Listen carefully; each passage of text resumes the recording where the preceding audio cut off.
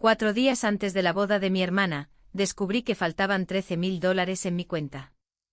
Cuando la llamé me dijo, es dinero de la familia. Deja de ser tan dramática. Su prometido sonrió con suficiencia, merecemos cosas buenas.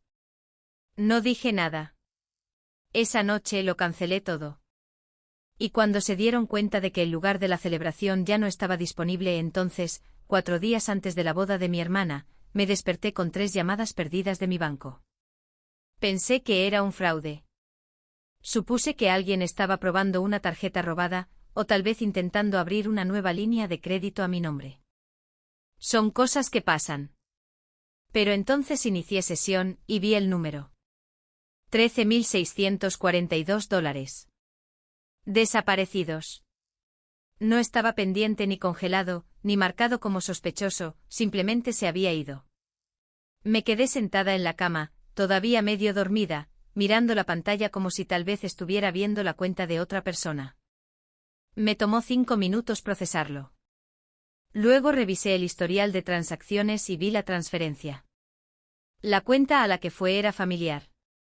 Demasiado familiar. No quería creerlo, pero el nombre estaba justo ahí. Tessum Lyons, mi hermana.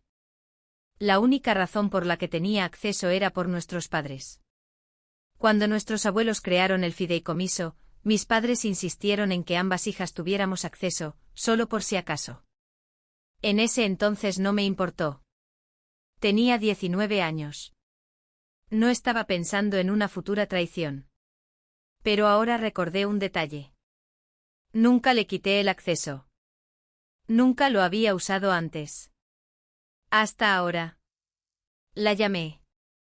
No contestó. Le envié un mensaje de texto, necesito que me llames. No le escribí, tomaste dinero de mi cuenta. 10 minutos después me devolvió la llamada. Sonaba molesta.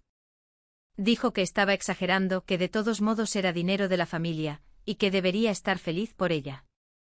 Luego de fondo escuché a su prometido, Austin, riéndose. Dijo algo como, merecemos cosas buenas, como si estuvieran orgullosos de lo que habían hecho.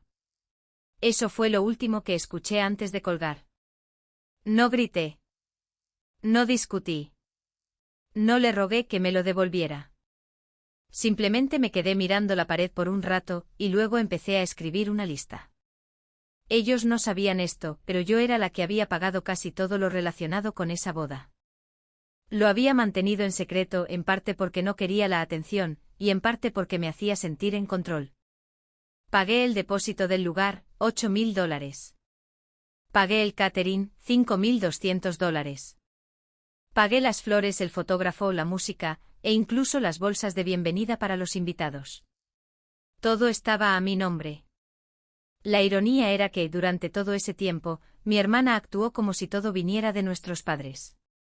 Nunca corrigió a nadie. Simplemente interpretó su papel. Futura novia, la pequeña de la familia, la hija adorada. Mientras tanto, yo trabajaba semanas de 60 horas, haciendo malabares con mi trabajo y el posgrado para mantener todo a flote para todos.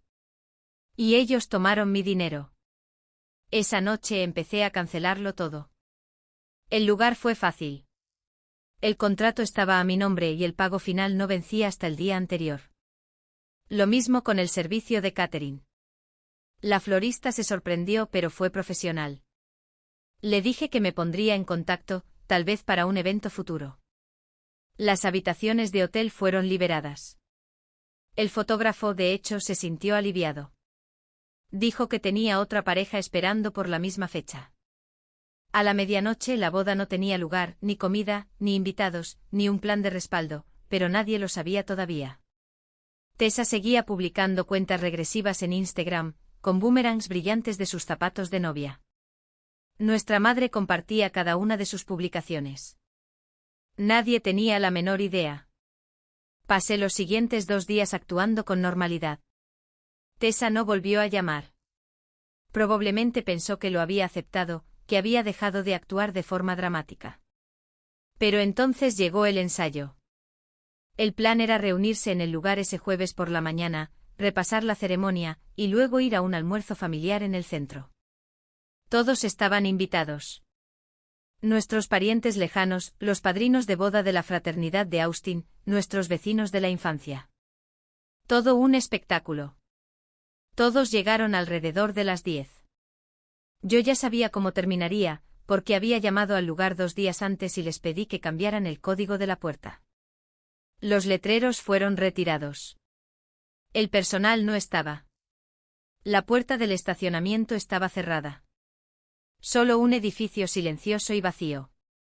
Más tarde escuché que mi hermana apareció con un mono blanco y una mimosa en la mano, esperando aplausos. Se quedó afuera en tacones, mientras nuestra madre intentaba llamar a alguien sin parar.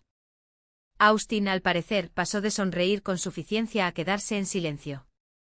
No le gusta parecer pobre. Cuando finalmente se dieron cuenta de que no era un malentendido, empezó el pánico. Fue entonces cuando comenzaron a llamarme. Todas las llamadas perdidas eran de Tessa, de nuestra madre, incluso de Austin. Mi padre me envió un mensaje de texto una vez. ¿Qué está pasando? No respondí porque esto era solo el principio. Las llamadas no cesaron durante 2 días. Mi teléfono se iluminaba cada hora. Tessa, mamá, papá, incluso Austin una vez. No respondí ni una sola llamada. No estaba de humor para que me manipularan y me hicieran pensar que había reaccionado de forma exagerada, o peor aún, para que me hicieran sentir culpable y pagara todo de nuevo. Pensaron que el silencio significaba duda. Para mí no. Al tercer día, mi madre apareció en mi apartamento. Sin previo aviso. Usó la llave de emergencia que olvidé quitarle. Entré en la cocina y la encontré sentada en la mesa, como si fuera su casa. Empezó a hablar antes de que yo pudiera decir una palabra. Dijo que Tessa estaba devastada. Que la boda se había arruinado. Que los invitados estaban confundidos. Seguía usando palabras como malentendido y reacción exagerada. Esperé a que me preguntara qué había pasado. Nunca lo hizo. En lugar de eso me preguntó cuándo iba a arreglarlo. No si lo arreglaría. Fue entonces cuando le pregunté una cosa. Solo una. ¿Sabías que iba a tomar ese dinero? Hizo una pausa. No muy larga. Solo lo suficiente. Luego dijo que pensaban que a mí me parecería bien, porque Tessa no tenía suficiente y la boda era importante. Es tu hermana, ¿verdad? No dije nada. Me quedé allí de pie hasta que se fue en silencio. Sin gritos, sin una salida dramática. Pero debió haber sabido por mi cara que esta vez era diferente. Esa noche llamó papá. Empezó de forma más neutral, pero terminó diciendo lo mismo.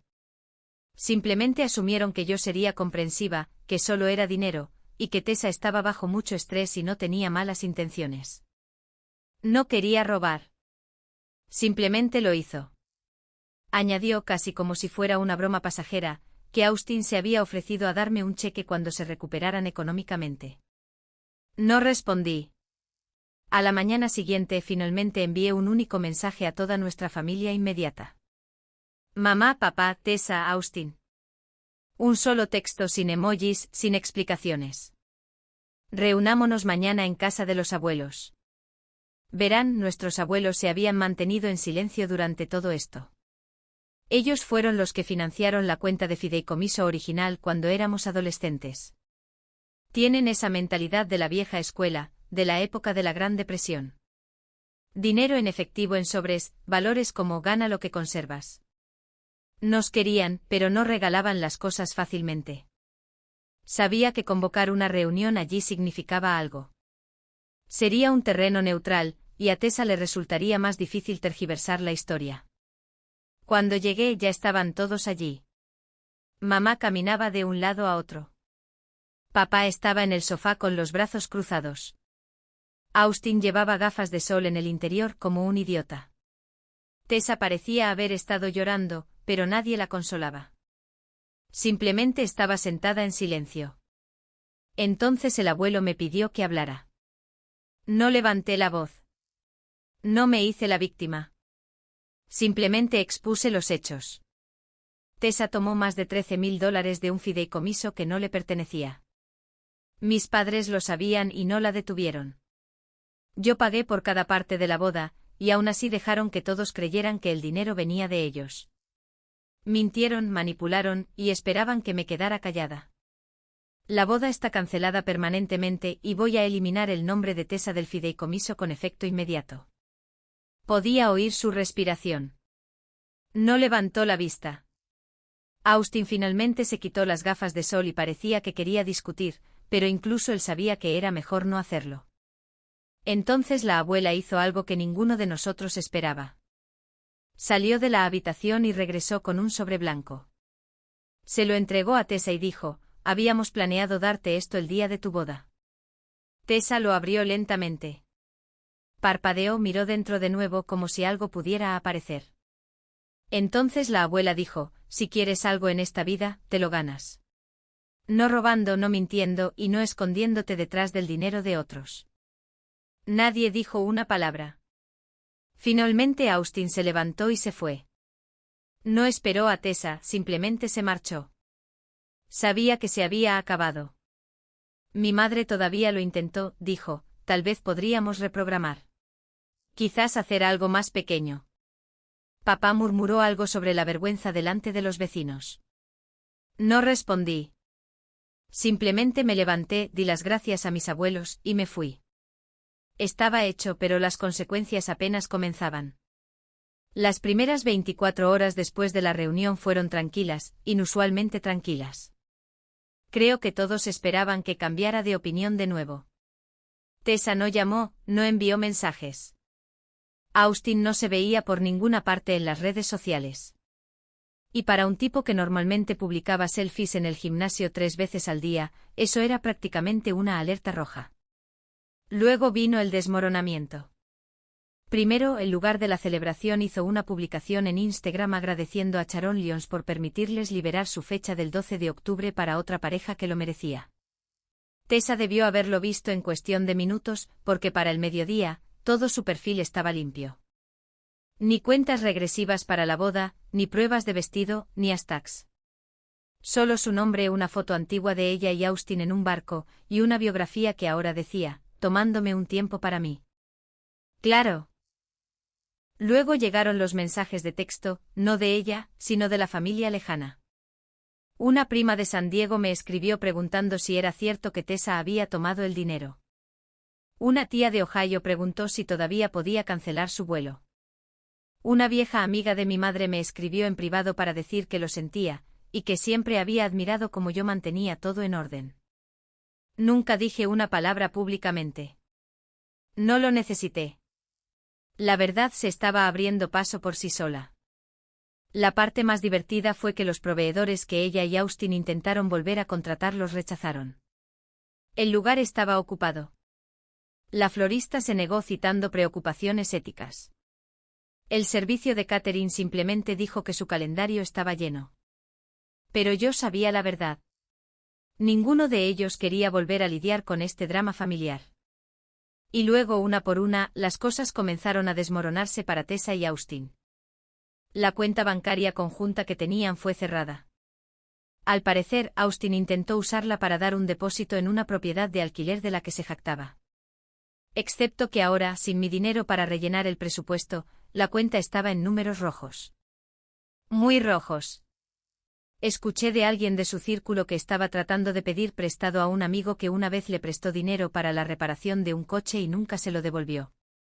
Las noticias vuelan. Luego mis padres empezaron a llamar de nuevo. Mi padre intentó la estrategia de la culpa a largo plazo. Dijo: la familia no se enoja para siempre. Debería considerar superar esto, que era hora de sentarse y ver cómo sanar. Le dije que no. Me preguntó por qué. Le dije que esto no era un rencor. Era un límite. Fue entonces cuando mamá se involucró.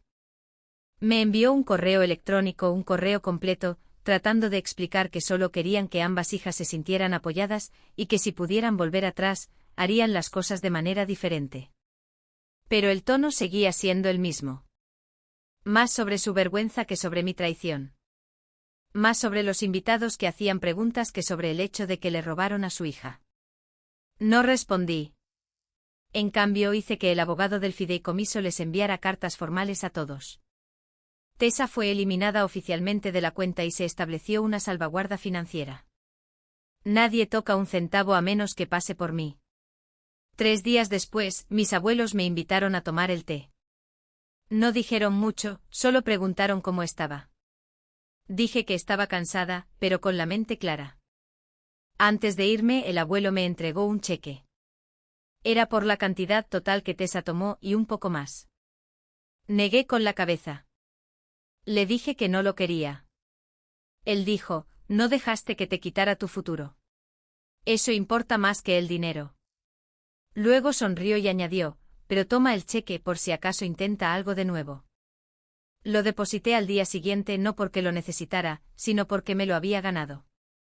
Aproximadamente una semana después de la reunión en casa de mis abuelos, las cosas empezaron a calmarse, o al menos así parecía. Tessa se había quedado en silencio en las redes sociales. Mamá y papá me evitaban, y yo disfrutaba de la rara sensación de paz que llega después de una tormenta. Esa clase de paz que se siente a la vez pesada y liberadora. Entonces, un jueves por la tarde, recibí un correo electrónico de mi departamento de recursos humanos. Decía que se había presentado una queja formal en mi contra por conducta poco ética en la gestión financiera. El remitente era anónimo, pero la evidencia adjunta, capturas de pantalla de mi cuenta de fideicomiso, estados de cuenta parciales, e incluso la firma de mi correo del trabajo, dejaban claro quién lo había enviado. Tessa. Me quedé en mi escritorio mirándolo. Trabajo en finanzas. Soy buena en mi trabajo. Mi reputación era lo único que había construido completamente por mi cuenta. Y ahora ella intentaba quitarme eso también. La ironía era que la evidencia que envió en realidad no probaba nada. Había unido partes de los estados de cuenta de mi fideicomiso con capturas de pantalla no relacionadas de una cuenta familiar conjunta que no existía desde hacía años. Pero para cualquiera que no conociera el trasfondo, parecía lo suficientemente sospechoso como para justificar una investigación. Me tomó 2 días y 3 llamadas telefónicas con el departamento de cumplimiento para aclararlo todo. Se dieron cuenta de que era un sabotaje personal, no un fraude. Pero la vergüenza fue real. Mi jefe incluso me llamó aparte y me preguntó si estaba bien. Ese fue el momento en que algo dentro de mí pasó de la ira a algo más frío. Me di cuenta de que Tessa no estaba avergonzada. Estaba tomando represalias. Ese fin de semana, mis abuelos organizaron su almuerzo dominical habitual. Era la primera vez que se suponía que todos nos veríamos desde la boda cancelada. Casi no fui, pero la abuela me llamó directamente y me dijo que debía ir. Sonaba tranquila, así que lo hice. Cuando entré ya estaban todos allí. Tessa estaba sentada junto a mamá, con un aspecto perfectamente arreglado. El pelo rizado, un suéter blanco, una sonrisa educada, como si nada hubiera pasado. Austin no estaba, sin embargo. El abuelo estaba en silencio. Demasiado en silencio. Sabía que eso significaba que había descubierto algo. Después del almuerzo, mientras todos pretendían ser amables, la abuela dijo que quería mostrarnos algo. Entró en su estudio y regresó con una pequeña caja, del tipo en el que guarda los papeles familiares. La puso sobre la mesa y la abrió. Dentro había correos electrónicos impresos de Tessa. Al parecer, la semana antes de la boda, le había enviado un correo electrónico a la abuela pidiéndole un préstamo de $15,000 para ayudar a cubrir costos inesperados. Afirmaba que yo había prometido pagarlo, pero que me había retractado, y que necesitaba proteger su sueño. Pero el giro de la historia fue que la abuela realmente le había respondido. Le había dicho a Tessa que no. Escribió que el dinero nunca debería anteponerse a la honestidad, y que si quería una gran boda, debería esperar hasta que pudiera pagarla ella misma. Así que cuando la abuela terminó de leerlo en voz alta, todos se quedaron sentados. La cara de Tessa se puso pálida. El abuelo se inclinó hacia adelante y dijo en voz baja, «Nos pediste el dinero antes de tomar el de ella». Tessa intentó negarlo, pero la abuela sacó una copia impresa del registro de transferencia que yo le había dado. La fecha coincidía con el día después de ese correo electrónico. El silencio que siguió fue brutal. Ni siquiera mamá la defendió. Luego vino el segundo giro. Austin se había puesto en contacto con mi padre a principios de esa semana, no para disculparse, sino para recuperar el depósito que supuestamente había dado para la luna de miel. Excepto que papá finalmente verificó y se dio cuenta de que el depósito se había cargado a mi tarjeta de crédito. No a la suya, ni a la de Tessa. Espera. De alguna manera Austin había usado la información guardada de un sitio de reservas compartido que todos habíamos usado años atrás para un viaje familiar. Ese fue el momento en que todos lo entendieron. Ambos me habían estado robando mucho antes de los $13,000. El abuelo se levantó, fue a su escritorio y sacó otro sobre. Me lo entregó. Dentro había copias de documentos que ya había discutido con el abogado de la familia. El fideicomiso estaba ahora completamente separado. Mi parte fue transferida a una nueva cuenta solo a mi nombre. El acceso de Tessa fue revocado permanentemente y cualquier herencia futura estaría vinculada a cláusulas de integridad financiera, lo que significa que si alguna vez volvía a robar, lo perdería todo. La abuela no la miró. Simplemente dijo, a veces el amor necesita distancia para sanar. Tessa se levantó y se fue. No dijo una palabra. Mamá intentó seguirla, pero el abuelo la detuvo. Dijo, déjala ir. Esa noche recibí un último mensaje de Tessa. Solo una línea. Crees que has ganado, pero ya verás a quién le cree la gente. No respondí. No lo necesité porque a la mañana siguiente el primo de Austin, el que le había prestado dinero, publicó capturas de pantalla en Facebook de mensajes de texto de Austin y Tessa discutiendo sobre quién lo había arruinado todo. Se difundió rápidamente. Todos vieron quiénes eran realmente. La mejor parte fue que la abuela ni siquiera tenía Facebook. Simplemente se enteró a través de su grupo de la iglesia. Y ese fue el día en que mi familia dejó de fingir que todo estaba bien. 2 semanas después de que se filtraran las capturas de pantalla de Facebook, todo en nuestra familia cambió, pero nadie lo dijo en voz alta. Fue como un pánico silencioso que se extendió por el chat grupal. Mi madre dejó de publicar frases inspiradoras. Mi padre dejó de fingir que no sabía lo que estaba pasando. Y Tessa, bueno, se mudó de nuevo a su casa sin decir ni una palabra. Sin boda, sin prometido, sin disculpas. Simplemente apareció y se quedó como una niña que rompe algo y espera a que alguien más lo limpie.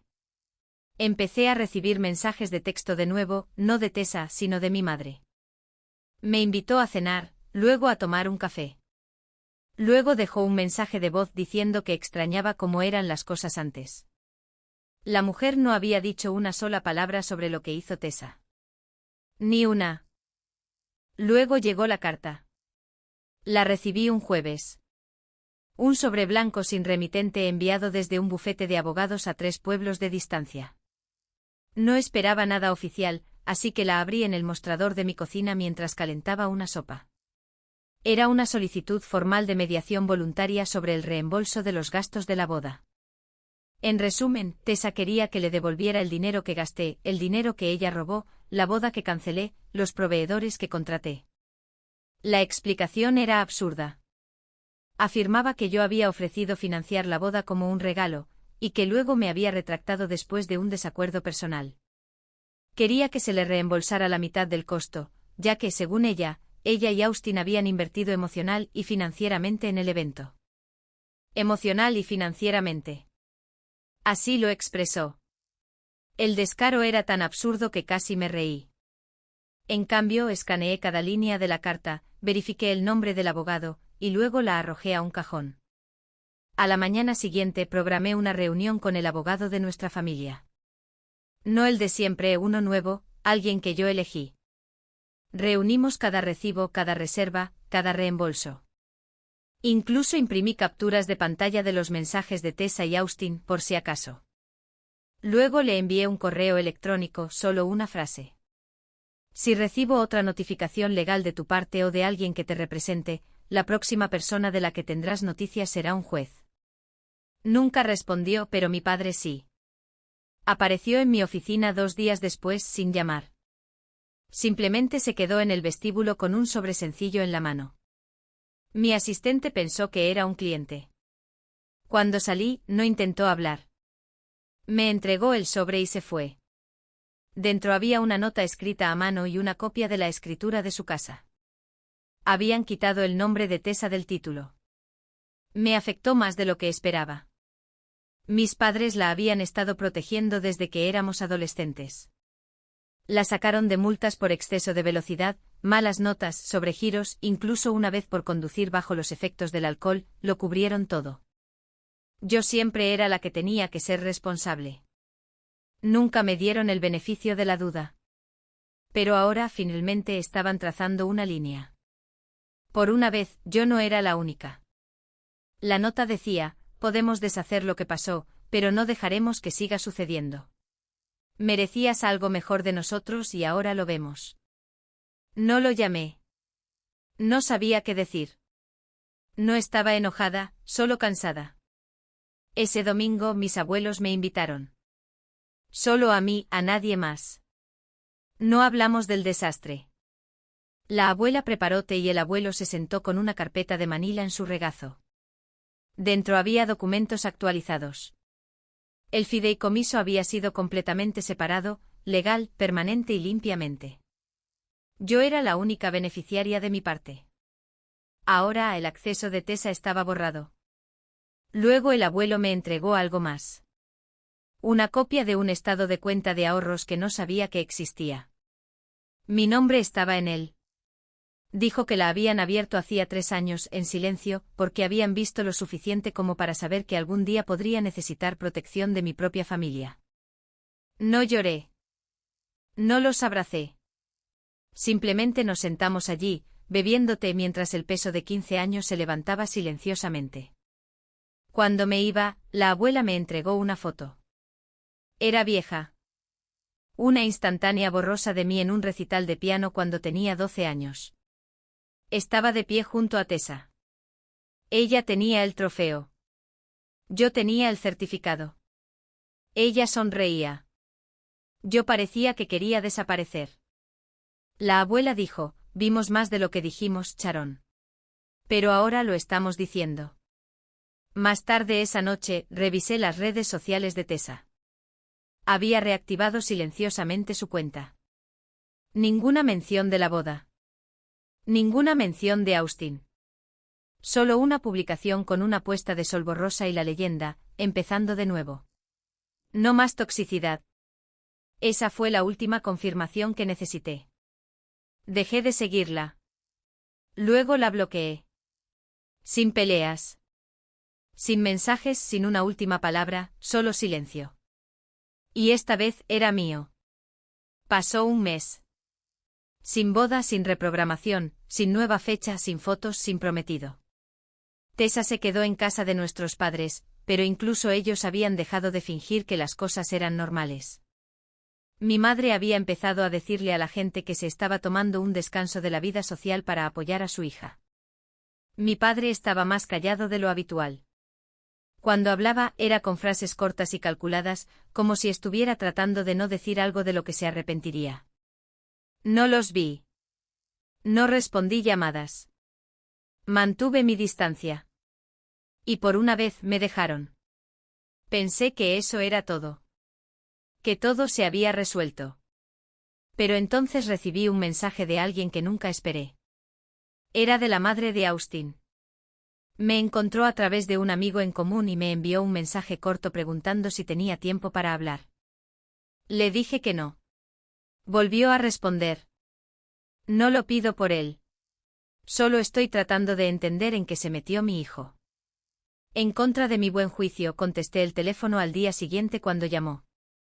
Y lo que me dijo cambió todo lo que creía saber sobre esa relación. Austin había estado mintiendo a ambas familias, no solo sobre el dinero, sino sobre todo. Le había dicho a su madre que yo era la que lo perseguía años atrás, que estaba obsesionada, celosa, y que había intentado sabotear su felicidad porque no podía superarlo. Ella le había creído, hasta que encontró los mensajes de texto. Capturas de pantalla que Tessa había olvidado borrar en una tableta compartida. Mensajes de Austin para mí. Mensajes coquetos y sugerentes de cuando acababan de empezar a salir y él todavía intentaba ligar conmigo a sus espaldas. Yo lo había rechazado repetidamente, pero por supuesto, él nunca le había dicho eso a Tessa. Al parecer, cuando la boda se canceló, entró en pánico. Le dijo a su madre que yo había planeado todo para arruinarlo, que era celosa, amargada, y que quería atención. Fue entonces cuando ella finalmente empezó a hacer preguntas. Investigó y encontró sus otras mentiras. Deudas que le había ocultado, dinero que pidió prestado y nunca devolvió, incluso una oferta de trabajo falsa de la que le habló una vez para justificar no trabajar durante 6 meses. Estaba furiosa. No conmigo, con él. Me agradeció por no haberme involucrado con él cuando lo intentó. Lo dijo claramente: ojalá mi hijo hubiera conocido a una mujer como tú, en lugar de manipular a una. No supe qué decir a eso, pero confirmó algo que siempre había sentido. Este hombre había sido una mala noticia desde el principio, y de alguna manera Tessa había decidido que era a él a quien debía defender, no a su propia hermana. No volví a saber de Tessa después de eso. 3 semanas después, nuestros abuelos organizaron una cena tranquila. Solo ellos, yo y un primo que estaba de visita. Sin dramas, sin mencionar nada, solo un nuevo comienzo. Al final de la noche el abuelo me entregó un documento final. Una línea destacaba en negrita: el fideicomiso queda ahora permanente y legalmente cerrado a todas las partes excepto a Sharon L. Lyons. Sin acceso futuro, sin revisiones, sin lagunas legales, sin más votaciones familiares. Era mío.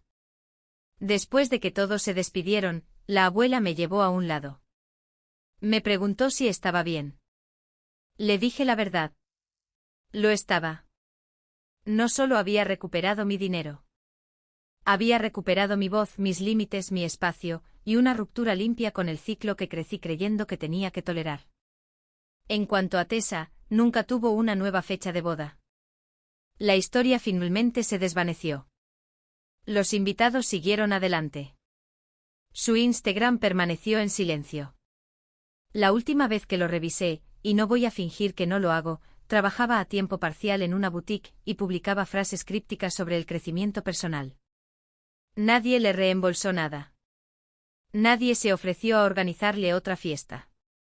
Incluso mis padres dejaron de intentar presentarla como una víctima. Silenciosamente comenzaron a dejar ir la versión de ella que querían que fuera.